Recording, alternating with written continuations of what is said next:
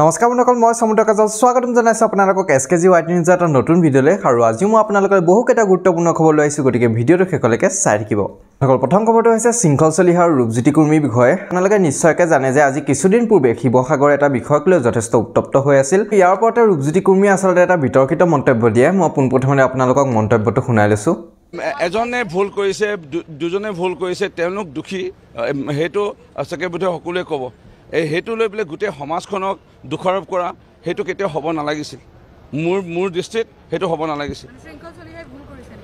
মই আকৌ ক'ব বিচাৰিছোঁ কোনে ভুল কৰিছে ৰাইজে দেখি আছে।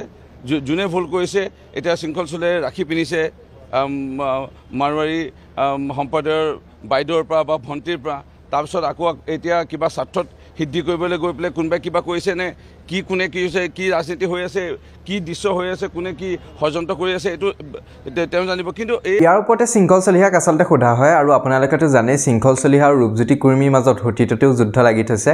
ৰূপজ্যোতি কুৰ্মীয়ে এই ষ্টেটমেণ্টটোৰ ওপৰতো শৃংখল চলিহাই কি ক'লে মই আপোনালোকক দেখুৱাই লৈছোঁ। কুৰ্মীৰ মস্তিষ্কৰ উৰ্বৰতা নথকা মানুহ আৰু মানসিক বিকাৰগ্ৰস্ত মানুহৰ কথাৰ যে প্ৰতিক্ৰিয়া দিব লাগে বুলি মই ভবা নাই।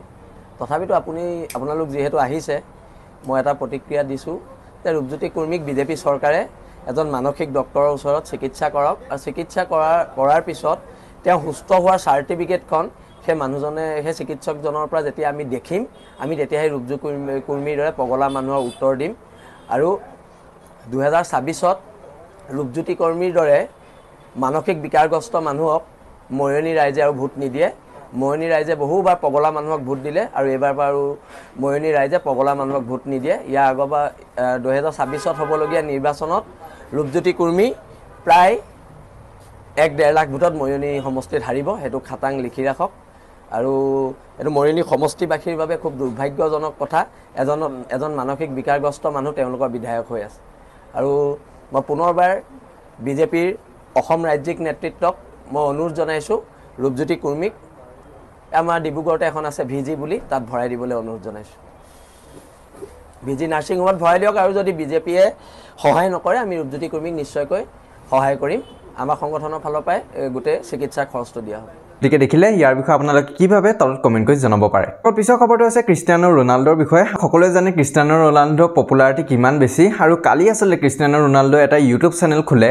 এই ইউটিউব চেনেলটো বৰ্তমান সময়ত 24 ঘণ্টাও হোৱা নাই আৰু অলৰেডি 18 মিলিয়ন ছাবস্ক্ৰাইবাৰ হ'ব হৈছে। তেওঁ বহুকেইটা ইউটিউবৰ ৰেকৰ্ডো ভাঙিছে। তেওঁৰ চেনেলটো হৈছে সোনকালে 1 মিলিয়ন ছাবস্ক্ৰাইবাৰ হিট কৰা চেনেল, লগতে আটাইতকৈ সোনকালে 10 মিলিয়ন ছাবস্ক্ৰাইবাৰ হিট কৰা চেনেলটোও হৈছে তেওঁৰে। গতিকে আপোনালোকে ভাবিব পাৰে ভৱিষ্যতে এই চেনেলটো কিমান ডাঙৰ হ'বগৈ। আপোনালোকে এই ভিডিঅ'টো ইমানেই। যদি ভাল পালে লাইক শ্বেয়াৰ কমেণ্ট কৰিব নাপাহৰিব। চেনেলত যদি নতুনকৈ আহিছে তেনেহ'লে ছাবস্ক্ৰাইব কৰিব। অতি সোনকালে লগ পাম নতুন এটা ভিডিঅ'ত। ধন্যবাদ। জয় অসম।